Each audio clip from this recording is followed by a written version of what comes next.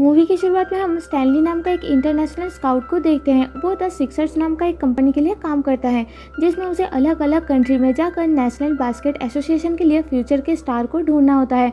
Company वाले उसे players का एक लिस्ट देते हैं, तो वो अलग अलग जगह पर जाकर उन सारे प्लेयर्स के साथ मिलता है, पर उसे कोई पसंद नहीं आता। उनमें से कोई नशा करके खेलता है, तो किसी का कम उम्र में ही फैमिली होती है। उसकी जॉब में बहुत ज़्यादा ट्रैवल करने का प्रेशर उसकी और उसकी फैमिली पर पड़ता है। घर वापस आकर स्टैनली अपनी बॉस उस कंपनी का मालिक रेक्स को मिलने जाता है। वहाँ सब लोग मिलकर डिस्कस करते हैं कि उन्हें कौन सा प्लेयर को चुनना चाहिए। यह रेक्स का बेटा विंसेंट जो भी प्लेयर्स का नाम लेता है, स्टैनली उन्हें कैंसिल कर देता है, क्योंकि वो उन सबसे मिल चुका है। रेक्स स्टैन को पसंद करता है, उसका डिसीजन मानता है, और इस बात से विंस चिढ़ जाता है। उसकी फिलोसफी विंसेंट से मैच नहीं करती। वहाँ से निकलते टाइम रेक्स स्टैनली को लेकर एक जगह जाता है और पता चलता है कि उसने स्टैनली को प्रमोट करके असिस्टेंट कोच बना दिया है, ताकि उसे ट्रैवल करना ना पड़े और घर बैठे ही वो अपना काम कर सके। इस बात से खुश होकर स्टैनली घर वापस आकर अपनी वाइफ टेरेसा को इस बारे में बताता है, तो वो बहुत खुश होती है। अब रात को स्टैनली अपनी बेटी एलेक्स को उसकी फ्रेंड्स के पास छोड़ने जाता है और उसी शाम रेक्स की डेथ हो जाती है। ये सुन के स्टैनली काफ़ी दुखी होता है। अगले दिन फ्यूनरल के टाइम रेक्स की बेटी कैट से स्टैन को पता चलता है कि अब उनका कंपनी विन से संभालेगा। इसके बाद 3 महीना बाद का सीन दिखाया जाता है। स्टैन अपने टीम को गाइड कर रहा होता है। अब विंसेंट टीम का इंचार्ज बन जाता है। इसके बाद विंस स्टैनली को बुलाता है और कहता है कि उनके टीम के प्लेयर्स काफ़ी वीक है, इसलिए वो स्टैन को अपना पुराना काम यानी स्काउट की पोजीशन पर वापस भेज देता है और उसे न्यू प्लेयर ढूंढने के लिए बाहर जाने के लिए कहता है। स्टैन पहले तो राजी नहीं होता, पर फिर जॉब की खातिर वो मान जाता है और अगले दिन मैक्सिको पहुंच के अपने कॉलेज मेट लियोन से मिलता है, जो उसे विंस की कंपनी छोड़ के अपने साथ प्लेयर एजेंट बनने को कहता है। तो स्टैन इस बारे में सोच समझ के रिप्लाई देगा कहता है। इसके बाद स्टैन स्पेन में एक और प्लेयर को स्काउट करने में फेल हो जाता है और एक लोकल गेम देखने चला जाता है, जहां वो एक अननोन प्लेयर का गेम देख के हैरान रह जाता है। उस प्लेयर का नाम बो क्रूज होता है। स्टैन उससे बात करने की कोशिश करता है, पर वो बस में चढ़ जाता है।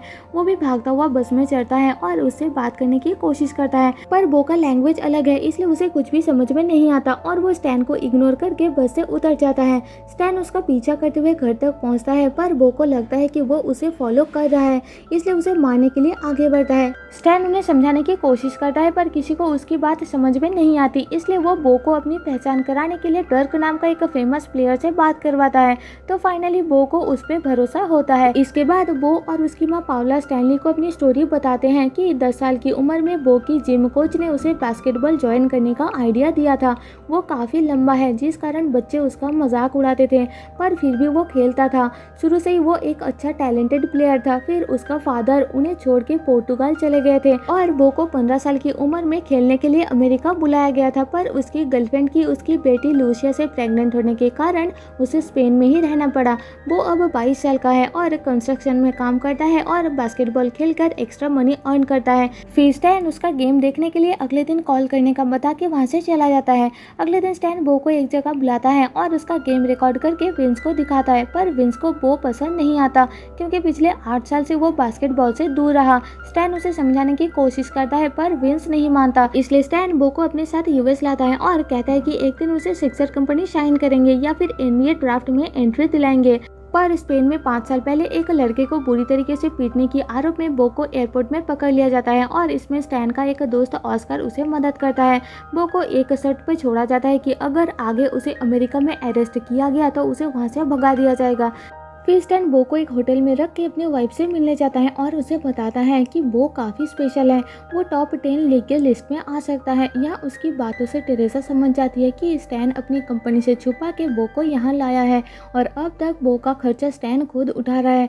अगले दिन स्टैन बो से मिलने जाता है और देखता है कि बो वहाँ लोकल प्लेयर्स के साथ शर्त लगा के बास्केटबॉल खेल रहा है, जिसमें वो जीत भी जाता है। फिर होटल रूम के अंदर जाकर स्टैन देखता है कि बो ने काफ़ी सारा खाना मंगवा के खाया है और वेस्ट भी किया है। बो को पता नहीं होता कि फिलहाल उसे सिक्सर कंपनी नहीं बल्कि स्टैन खुद पे कर रहा है। फिर स्टैन उसे अपना पुराना फ्रेंड लियोन द्वारा अरेंज किया गया एक शोकेस गेम में ले जाता है। उस गेम में एक फेमस प्लेयर कार्मिट भी ज्वाइन करता है। तो स्टैन बो को कहता है कि अगर वो कार्मिट से अच्छा गेम दिखाया तो उसका सिक्सर कंपनी में चांस बन जाएगा। वहाँ विंस भी आया होता है। उसे ऑस्कर से बो की क्रिमिनल रिकॉर्ड के बारे में पता चल गया होता है। अब गेम शुरू होती है और वो अपना टैलेंट दिखाता है। शुरुआत में वो कार्मिट को अच्छा टक्कर देता है, पर फिर कार्मिट उसकी बेइज्जती करने के कारण उसका ध्यान गेम से हट जाता है और उसका गेम बिगड़ जाता है। वो दुखी होकर वहाँ से निकल जाता है और विंस आकर स्टैन को बातें सुनाने लगता है। तो स्टैन गुस्से में आकर उसकी कंपनी में काम करना छोड़ देता है। NBA कंबाइन के लिए अब 6 हफ्ता बाकी रह गया होता है। स्टैन लियोन से रिक्वेस्ट करता है NBA कंबाइन में बो को एंट्री करवाने के लिए। तो लियोन कोशिश करेगा ऐसा कहता है। बाहर आकर वो बो को समझाता है कि उसे अपनी कमजोरी और माइंड पे कंट्रोल रखना होगा। स्टैन अब उस कंपनी में काम करना छोड़ के अपना सारा इफर्ट बो को NBA कंबाइन के लिए रेडी करवाने के लिए लगाता है। अगले दिन से स्टैन बो के वर्कआउट पे ध्यान देता है और उसे गेम प्रैक्टिस करवाता है। प्रैक्टिस के दौरान स्टैन बो की मॉम को प्रोस्टिट्यूट कहता है तो वो गुस्सा हो जाता है और स्टैन उसका इसी गुस्से को दूर करने के लिए उसकी मॉम को गाली देकर उसे भड़का रहा होता है। NBA कंबाइन के लिए अब 2 हफ्ता बाकी रह गया होता है। एक दिन घर वापस आकर स्टैन टेरेसा को बो के लिए खाना पैक करते हुए देखता है, क्योंकि टेरेसा को पता चल गया था कि स्टैन बो का सारा खर्चा उठा रहा है और हर हफ्ता उसकी मॉम को $500 भेजता है। टेरेसा इस बात के लिए स्टैन पे थोड़ा गुस्सा होती है, क्योंकि उसने जॉब छोड़ दिया है और एक अनजान इंसान के लिए इतने पैसे खर्चा कर रहा है। धीरे धीरे वो अपनी कमजोरी पे कंट्रोल कर लेता है और स्टैन की कोचिंग से अपना गेम इम्प्रूव करता है। इसके बाद एक दिन वो स्टैन के घर डिनर के लिए आता है और वो सब अपने अपने बारे में डिस्कस करके खुश होते हैं। तभी स्टैन को लियोन का कॉल आता है और टीवी ऑन करके वो देखता है कि एक इंटरव्यू में विंस सबको बो का क्रिमिनल रिकॉर्ड के बारे में बता रहा होता है। साथ में विंस ये भी बताता है कि स्टैन कंपनी के खिलाफ जाकर बो को वहां लाया है। ये सुन के बो गुस्सा होकर वहां से निकल जाता है, क्योंकि उसे अब तक पता नहीं था कि विंस ने उसे अपने टीम के लिए सिलेक्ट नहीं किया, जिसका उसे टीवी न्यूज से पता चला है। और जब स्टैन उसके पीछे उसे मनाने के लिए जाता है, वो उस पर भड़क जाता है, क्योंकि उसने अब तक उसे झूठ बोला। उनकी लड़ाई देख के वहाँ पुलिस आ जाती है, तो स्टैन किसी भी तरह उसे शांत करके कार में बैठने के लिए कहता है। रास्ते में जाते टाइम वो रिवील करता है कि जब उसकी बेटी लूसिया 2 साल की थी, तब उसकी माँ यानी बो की वाइफ मारिया ने उसकी कस्टडी मांगा था, क्योंकि मारिया की न्यू बॉयफ्रेंड ने उसे भड़काया था कि अगर लूसिया उन्हें मिल गई तो गवर्नमेंट से उन्हें पैसे मिलेंगे। इसी बात के लिए बो और मारिया की न्यू बॉयफ्रेंड के बीच फाइट हुई थी और उसी केस के लिए उसे आज तक भुगतना पड़ रहा है। यह स्टैन भी अपने बारे में बताता है कि कॉलेज दिनों में वो बास्केटबॉल खेलता था और एक दिन एक मैच के बाद वो सब पार्टी करने के लिए गए थे। वहाँ स्टैन ने काफ़ी ड्रिंक कर लिया था और ड्रंक हालत में गाड़ी चलाते टाइम उसका एक्सीडेंट हो गया था, जिस कारण उसके हाथ में चोट लग गई थी और उस सीजन उसके पूरे बास्केटबॉल टीम को उसके लिए भुगतना पड़ा था। उसे 6 महीने के लिए जेल हो गया था और उसका सारा मेहनत, उसका सपना बास्केटबॉल सब बर्बाद हो गया था। विंस के थ्रू अब सबको बो के बारे में पता चल गया होता है, इसलिए लियोन NBA कंबाइन में उसका एंट्री करवाने में फेल हो जाता है। स्टैन अपने सारे जान पहचान वालों को कॉल करके इसके लिए मदद मांगता है, पर उसे कहीं से हेल्प नहीं मिलता। वो काफ़ी परेशान होता है, तो टेरेसा उसे संभालती है। अगले दिन सुबह एलेक्स उसे बो का गेम ऑनलाइन सबको दिखाने का आइडिया देती है और स्टैन अपनी एक फ्रेंड जूलियस, जो कि सोशल मीडिया में काफ़ी फेमस है, उसके थ्रू बो का गेम रिकॉर्ड करके ऑनलाइन पोस्ट करता है। ऐसा करके देखते ही देखते बो काफ़ी फेमस हो जाता है। सब लोग उसे पसंद करने लगते हैं। उसकी खबर NBA वालों तक पहुंच जाती है और वो लोग बो को NBA में चांस दे देते हैं। एक दिन रास्ते में कुछ रिपोर्टर उसे घेर लेते हैं और पूछते हैं कि वो कौन सी टीम के लिए खेलना चाहते हैं। तो स्टैन उन्हें बताता है कि वो चाहे तो अभी भी विंस के टीम के लिए खेल सकता है, पर विंस उसे पसंद नहीं करता। वो बो की लाइफ खराब करने में तुला हुआ है। स्टैन को फील होता है कि कंबाइन में चांस मिलने के बाद भी बो खुश नहीं है, इसलिए टेरेसा के साथ डिस्कस करके अगले दिन स्टैन बो की मॉम पावला और इसकी बेटी लुइसा को वहां लाता है और बो को सरप्राइजिंगली उनसे मिलवाता है। उन्हें देख के बो काफ़ी खुश होता है। अगले दिन NBA कंबाइन का दिन होता है, तो स्टैन बो को हौसला देकर वहाँ से चला जाता है। अगले दिन वो फिजिकल एलिमेंट्स में सबको इम्प्रेस कर देता है, पर अभी भी उसे 5-on-5 एग्जीबिशन गेम के लिए कार्मिट, जो कि अब विंस की टीम का बेस्ट प्लेयर है, उसका सामना करना होता है। गेम की स्टार्टिंग में वो कार्मिट को अच्छा टक्कर देता है, पर कार्मिट वहाँ बो की डॉटर और मॉम को देख के फिर से उनके बारे में गंदी बातें करने लगता है, तो वो फिर से नर्वस हो जाता है, जिसका फायदा उठा के कार्मिट 1 by 1 गोल कर देता है। अब कार्मिट दोबारा से उसे लुइसा के बारे में गंदी बातें बोलने लगता है, तो वो अपना कंट्रोल खो के उसे मार नहीं वाला होता है, पर मुश्किल से खुद को संभाल के वहाँ से गुस्से में निकल जाता है। उस रात बो की मॉम उसे समझाती है कि वो काफ़ी अच्छा खेलती है, यहाँ से वापस जाकर वो बास्केटबॉल को तो भूल सकता है पर स्टैन की फेवर को नहीं, जो सब उसने बो के लिए किया है। अगले दिन स्टैन पाउला और लुइसा को एक फ्लाइट से वापस भेज देता है।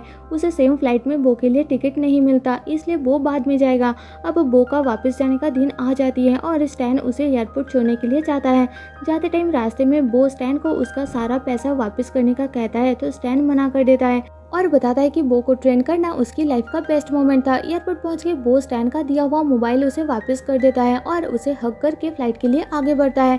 उन दोनों को लगता है कि अब उनकी जर्नी खत्म हो चुकी है। तभी लियोन स्टैन को कॉल करके एक प्राइवेट गेम में बो को हिस्सा लेने का कहता है और 5 बजे तक कैसे भी करके उसे ज्वाइन करने का कहता है। स्टैन जल्दी से भागता हुआ जाकर बो को रोकता है और उसे लेकर टाइम पर लियोन के पास पहुँचता है। यह गेम शुरू होती है और हर बार की तरह बो अपना अच्छा परफॉर्मेंस देता है। इस बार वो कार्मिट को अपने ऊपर हावी नहीं होने देता और फाइनली मैच को जीत लेता है। ब्रेक्स की बेटी कैट वहां आई होती है और बो का परफॉर्मेंस देख के वो इम्प्रेस हो जाती है और उसका टैलेंट समझ पाती है।